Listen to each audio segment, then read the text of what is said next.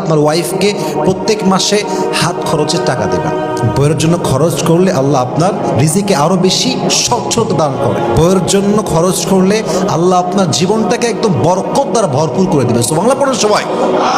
আপনার ঘরে আসার পূর্বে সে তার বাবার রাজকন্যা ছিল, আর তার বাবা তাকে এত কিছু দিয়েছে যা তাকে বলতে হয় নাই, তার বাবা নিজের থেকেই দিয়ে দিয়েছে। ঠিক কিনা বলেন?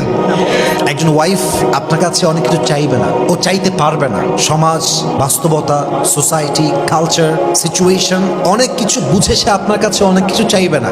আপনি আপনার সাধ্য অনুযায়ী আপনার ওয়াইফকে প্রত্যেক মাসে হাত খরচের টাকা দেবেন। কম হোক, বেশি হোক, মিডিয়াম হোক, as much as you can provide. যা আছে তা দিবেন।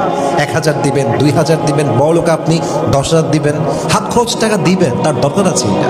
অনেক সময় আপনার দেওয়া হাত খরচের টাকা ওয়াইফ জমায় রাখবে এবং সেই টাকা দিয়ে আপনার ওয়াইফ আপনার বিপদে সাহায্য করবে। এটা নামই হচ্ছে ওয়াইফ। ঠিক কিনা বলেন? একটা কথা আপনারা রিয়েলাইজ করেছেন কিনা দেখেন, আমরা জাস্ট নামে বলি যে বউ হচ্ছে আমাদের জীবনের সবচেয়ে বেশি জ্বালা। আমরা নামে বলি যে বউ হচ্ছে আমার জীবনের সবচাইতে বিরক্তিকর জিনিস, কিন্তু বাস্তবতা হচ্ছে এটা জাস্ট মুখের কথা। বিপদে পড়লে, কষ্টে পড়লে, অসুস্থ হলে, রোগী হয়ে গেলে, বিছান ধরা হয়ে গেলে একমাত্র বউ ছাড়া আশেপাশের কাউকে হারিকেন দিয়ে খুঁজে পাওয়া যায় না। ঠিক কিনা বলেন? তা আপনি যদি আপনার ওয়াইফকে হাত খরচের টাকা দেন, এটা আপনার জন্যও লাভ, তার জন্যও লাভ। কখন কোথায় লাগবে, কেমনে লাগবে, এটা কে জানে। অতএব ব্যক্তিত্ববোধ হচ্ছে দিবেন। আচ্ছা, আমি বলছি না লাখ টাকা দিবেন, আমি বলছি দেন, 1000 দেন, 2000 দেন, বাট তাকে একটা হাত খরচ দিবেন। কারণ আপনার ঘরে আসার পূর্বে সে তার বাবার রাজকন্যা ছিল, আর তার বাবা তাকে এত কিছু দিয়েছে যা তাকে বলতে হয় নাই, তার বাবা নিজের থেকেই দিয়ে দিয়েছে। ঠিক কিনা বলেন? এটা খেয়াল রাখবেন। হাত খরচের টাকা দিবেন বউকে, চিপটামি করবেন না।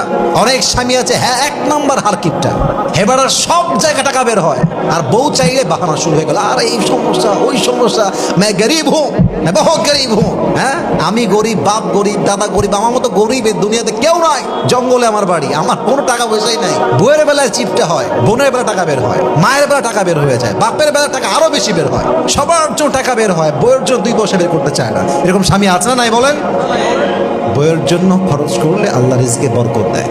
বইয়ের জন্য খরচ করলে আল্লাহ আপনার রিজিকে আরো বেশি স্বচ্ছতা দান করে। বইয়ের জন্য খরচ করলে আল্লাহ আপনার জীবনটাকে একদম বরকত দ্বারা ভরপুর করে দিবে। সুবহানাল্লাহ পড়ুন সবাই।